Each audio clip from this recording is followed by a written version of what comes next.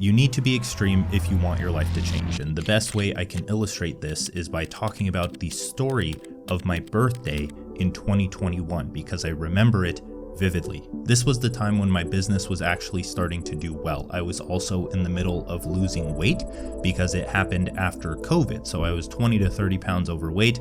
I'd been in the gym my entire life. I didn't like how I looked. This was also a time when I was in the middle of the first draft of my first book, The Art of Focus. And the weird thing about this is so many things were going well, and it felt like at that time, every single weekend, there was a reason to go out and do something that would ruin my progress. Things like concerts or hanging out with friends or going out to drink, that kind of stuff, just normal life for normal people. And since I was making such good progress, I figured I could take a break. So I did. I went out, I partied, I drank, I stayed up late, I went off my diet, and as you could guess, my progress didn't only slow down, it just started going downhill rapidly. Every weekend, it would take maybe 4 to 5 days for my energy and my mental capacity to recover. And by that time, there was another event to attend. There was another thing to do that would slow down my progress. And because of this, I couldn't think straight for writing the draft of a book. And obviously, my fitness habits fell off and my business started to slow down because of those two things. Now, that felt painful, but the pain wasn't excruciating just yet. I didn't have a reason to change. Now, for months prior to this, my friend group and I had been planning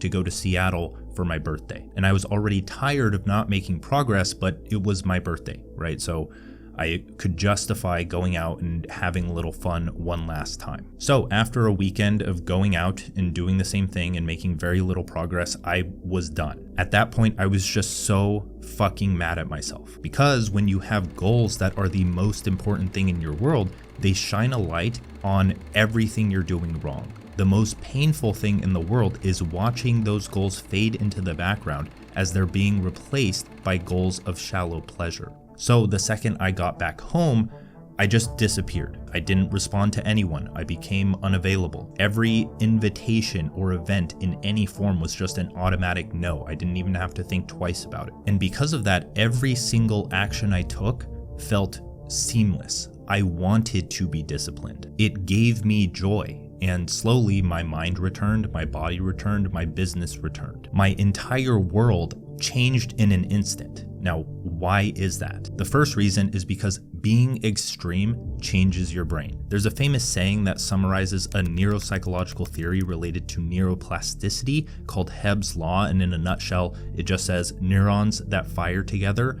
wire together. So neuroplasticity, as you may know, is your brain's ability to rewire itself by forming new neural connections throughout life. Your brain isn't fixed and rigid, it's a dynamic network that can adapt, learn, and change based on your experiences, thoughts, and actions. So being extreme about changing your life helps quicken the process of neuroplasticity, or changing your brain. People scream about how consistency is key, which is true, due to repetition reinforcing neural pathways, but we can take it a step further than that. Novelty and challenge stimulate neuroplasticity even more. So when you flip the switch and pursue a goal with all your might, you put your brain in an environment that quickly adapts and helps that become your new standard. The second thing is that intensity and obsession create this neurochemical cocktail in your brain. Most people fall into a rut because they seek extrinsic motivators. But when you are obsessed, in the context of this discussion, with a goal, you are fueled by intrinsic motivators, each of which stack and strengthen each other in a way that sustains some degree of flow, which is the state of optimal experience, or one of the most enjoyable states of mind. Now, there are 5 of these intrinsic motivators. The first is curiosity, which is the desire to explore the unknown, learn how to change, and fill knowledge gaps. And this results in good dopamine from novelty and norepinephrine, which heightens attention, preparing you to learn. The second intrinsic motivator is passion, where an intense enthusiasm is built for the path that allows you to change your life. This results in more good dopamine and norepinephrine. The third intrinsic motivator is purpose, which is the feeling that your actions contribute to something larger than yourself. Achieving goals here results in more dopamine, which reinforces behavior, and serotonin stems from significance and belonging. Oxytocin stems from connection. The fourth intrinsic motivator is autonomy, which is the desire to direct your own life and work, to control your choices, actions, and environment. And this results in, yet again, more dopamine and a reduction in cortisol, which is the stress from feeling put in a box, allowing for creative decision making. And the fifth intrinsic motivator is mastery, which is the process of learning and growing being its own reward. And this results in sustainable, good dopamine that keeps you in the game. Those are the intrinsic motivators that create obsession, and you will understand these more as they come into play when we talk about how to spend the next 6 months of your life. Now, the third point here is that your mind filters reality based on what you're obsessed with. Let's illustrate this with a quote from Maxwell Maltz. "The man who conceives himself to be a failure type person will find some way to fail, in spite of all his good intentions or his willpower, even if opportunity is literally dumped in his lap. The person who conceives himself to be a victim of injustice, one who was meant to suffer, will invariably find circumstances to verify his opinions." Our mind is wired for survival. But the interesting thing about being human is that we don't only try to protect and reproduce the information in our genes or in our DNA like animals. We do that, but we also attempt to protect and reproduce the information in our consciousness or our worldview or our concept of self. So what that means is that we feel threatened when our body is threatened, obviously, like animals, but also when our identity is threatened. So on the negative end, we notice information that reinforces our beliefs and worldview, often leading to us lashing out at those who question our religious or political beliefs. Our identity feels threatened, and the brain's response sends that signal, so we feel the need to survive. Now, on the positive end, when you are identified with a goal that you are obsessed with, your mind will automatically notice opportunities in your environment to reinforce that higher version of yourself that you are becoming. An example of this is if you've ever set out to achieve a goal, like a New Year's resolution, and then you start reading a book and now you're learning things that you didn't even know existed before. You're noticing diets to try and exercises to try. And when losing weight or going to the gym wasn't a priority to you before, you didn't care about those things. They didn't even register for you. It's the same phenomenon when you hear a word for the first time and then you hear it everywhere, or when you see a new car for the first time and then you see it everywhere. The point is that if you aren't obsessed with a goal, you are missing out on so much in life and so many opportunities where you're wondering, oh, how do I do this? How do I do that?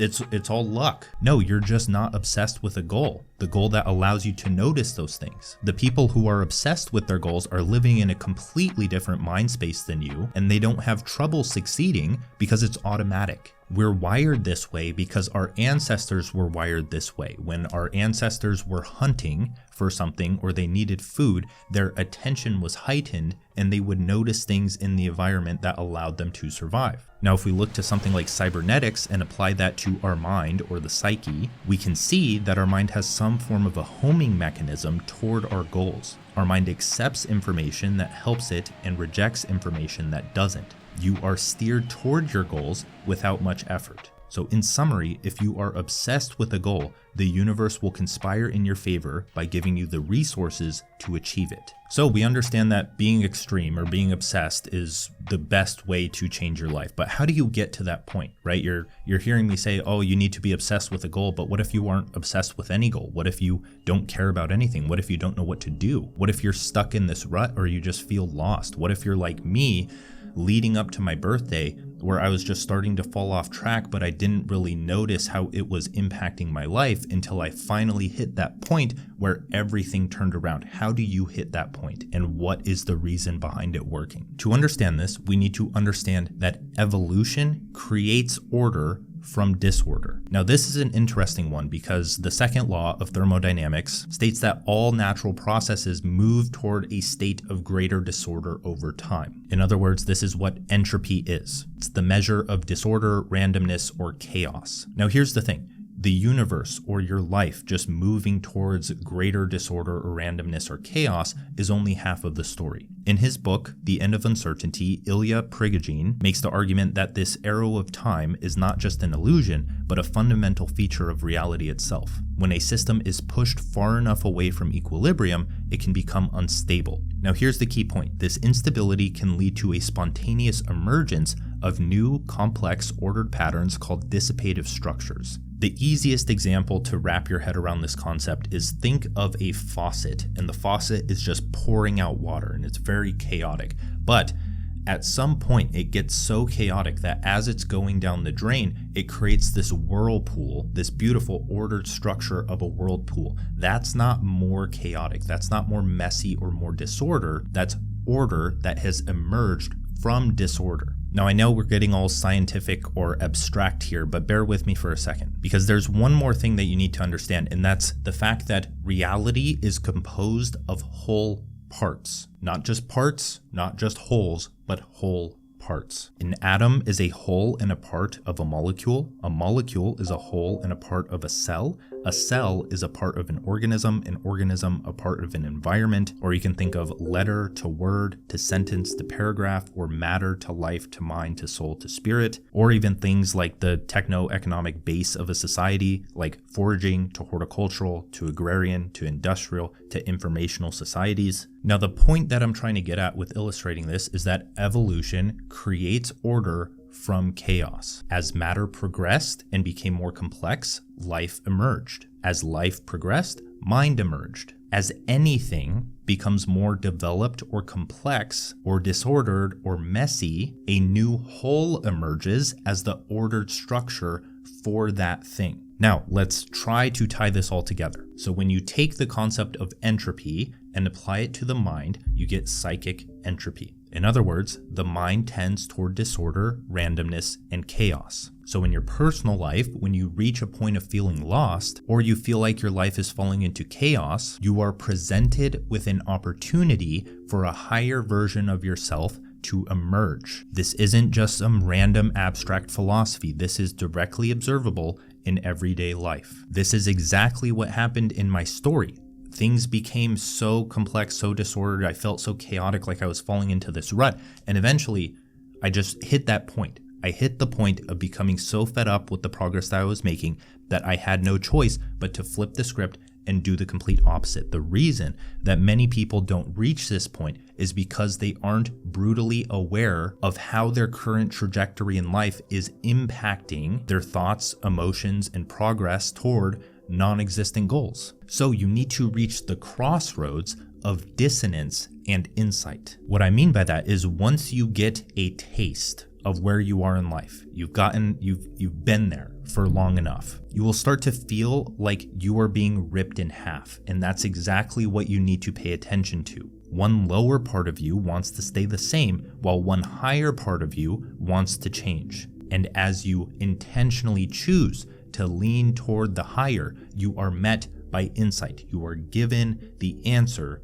to everything, and that leads to this insane burst of clarity that leads to obsession for a meaningful goal. That is the tipping point that pushes you into being extreme. Now, once you hit this point, this is when you disappear for 6 months and focus on 4 habits. New knowledge comes when you simply bear in mind what you need to know. Keep holding the problem in mind, and it will yield. The history of human beings is certainly a testament to that fact. An individual runs into a problem and simply obsesses about that problem until he or she solves it. It might take a week, a month, a year, a decade, a century, or a millennium, but the cosmos appears to be such that solutions are always forthcoming. That's a quote from Ken Wilber that helps summarize this nicely, is that all problems are soluble. And that's exactly what you're doing when you go into this period of monk mode or disappearing for 6 months. You're obsessing over a problem. Now, on the topic of monk mode, I'm sure you're familiar with it. It's a concept that's often talked about in the self-improvement space, and recently it's just become a bastardized version of its former self. Everyone has talked about it, and now since everyone knows about it, it's often reduced to this shallow definition of just cut everyone off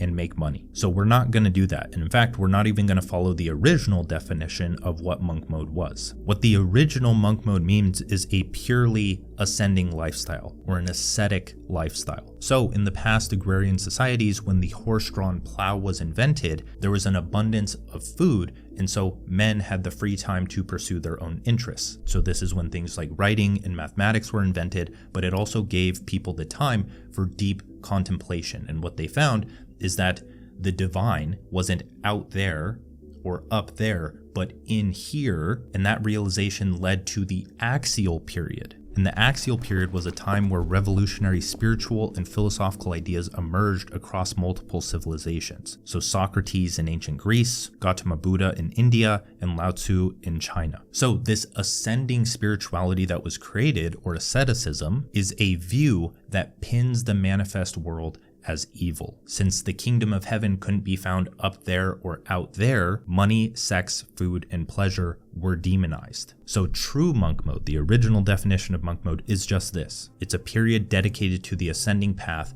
and self-realization. But the thing is, here we're in 2025. We have access to a lot of information, a lot of different worldviews. We have access to history. Any non-dogmatic person realizes that spirituality is only one piece of the puzzle. It's a very important piece, but reducing the solution to all of your problems to contemplation is just as bad as reducing the same to atoms, money, or just parts or physical things. The spiritual people who demonize the scientific materialists for reducing the world to atoms are doing the same thing. They're just reducing the world to spirit. So instead of doing that, we're going to disappear for a period of intensity toward a better life. A period where you obsess over a problem until it's solved. And our problem here is that we want to change the entirety of our life. We need a holistic monk mode, if you will. Now that comes in two parts: defense and offense. So we'll start with defense, which is short and to the point, which is eliminating distractions. Because focus does not only apply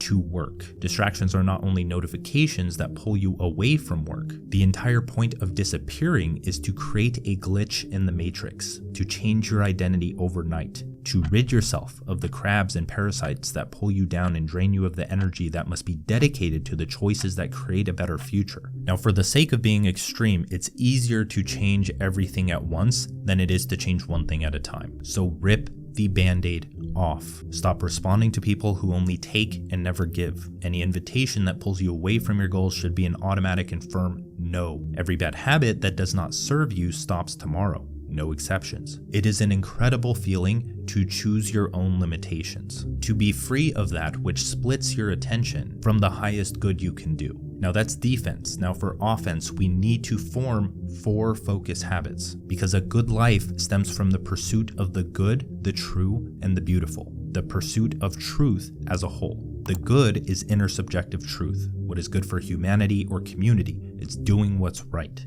The true is objective truth, which is found in scientific study. And science derives data. Data is experience, and experience is physical, mental, and spiritual. The true is about learning and understanding how things really are. Now, the beautiful is subjective truth, the realm of aesthetics, noticing and creating beauty around you. Now, there are many variations of habits that can check all of these boxes, but we're going to focus on 4, the 4 that I think are the most impactful and easiest to focus on. So what you're going to disappear and do for the next 6 months is this: 1 project, 1 book, 1 meditation, 1 workout. That checks the boxes of the good, the true, and the beautiful, and each dimension of your life. So let's start with 1 project, the thing that you're going to build. Your project is the thing you're going to work on. It's your work, because work is a necessary part of life that brings contrast to rest. But most people work jobs they hate, so they throw the baby out with the bathwater, hoping that they will never have to work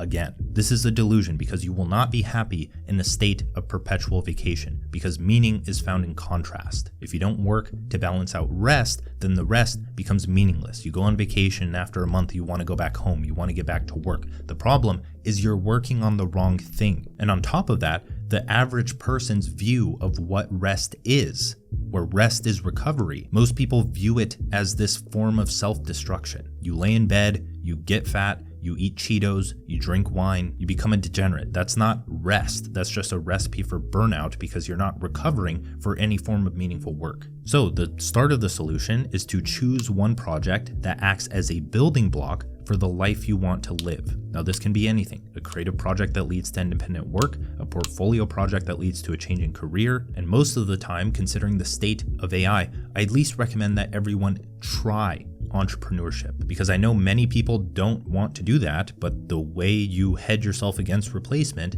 is that. And because you are attempting to control the good, the true, and the beautiful in your work. You can't control that when someone else assigns you the work. Your work and the project that moves you toward creating the work you want is a representation of the good, because entrepreneurship is the art of solving problems in other people's lives. It is how you contribute to a community or an audience of people by fulfilling a role that improves their lives. Now, obviously, there is the bad side of work, which is doing work for someone else and being completely unconscious of the impact that that work is having on society or culture or the community or people as a whole. Some people are working some random desk job and don't even care or don't even notice that their company is in coordination with another one that drops bombs in another country. Your work also integrates the true because you have to learn and actually try to get objective results for other people, and it integrates the beautiful by expressing the depths of your personality, because the best type of business or brand is one with personality, either as one person, as a personal brand, or as a business with personality. So spend 1 hour of deep work a day on a project that can change your professional life.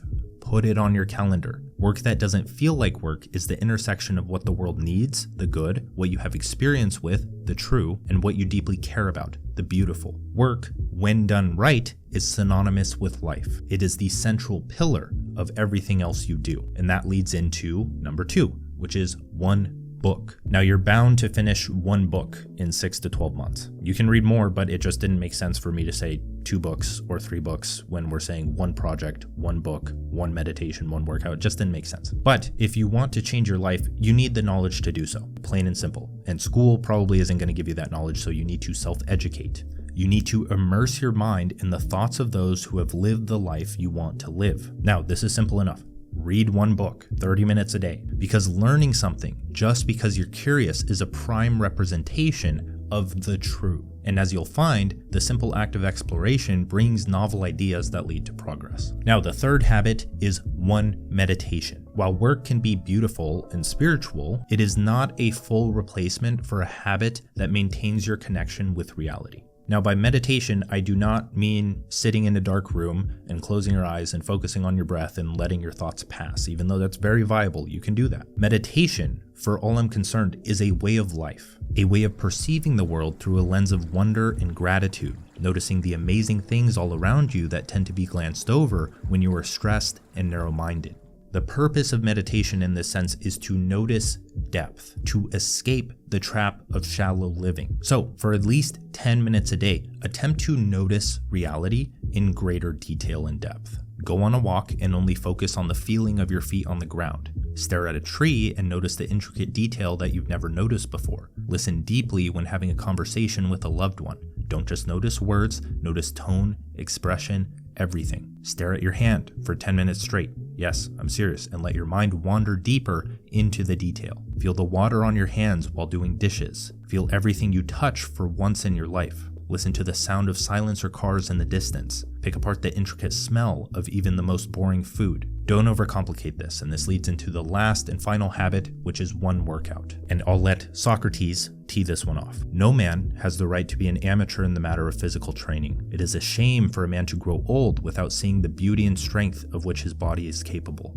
Now, back to the topic of reality being composed of whole parts. One major tenet of these whole parts is that the destruction of the lower leads to the destruction of the higher. So if we destroy Earth, then obviously humans, the level of mind, is destroyed with it. Destroying the Earth is literal suicide. Another example is if a cancer cell or a virus invades the organism and eventually takes over because we don't fix it, then it becomes sick and eventually dies. And if you remove something like a sentence from a paragraph, a lot of the times the paragraph won't make sense. Now, the point with this is that you live in your body. It should be considered your full-time job to learn about it, train it, and treat it with respect, because anything else is literal suicide. Not only that, but a lack of health shoots its impact upward into the creative ability of your mind, the quality of your work, and the depth of connections in your relationships. It's all connected. So commit to one workout, whatever you feel the most pulled to do. Find a running program, a weightlifting program, a Pilates routine, a yoga thing, whatever. The point is to pay mind to the body that allows you to be here every single day. Those 4 habits can radically change your life. Those 4 habits can align you with the good, the true, and the beautiful.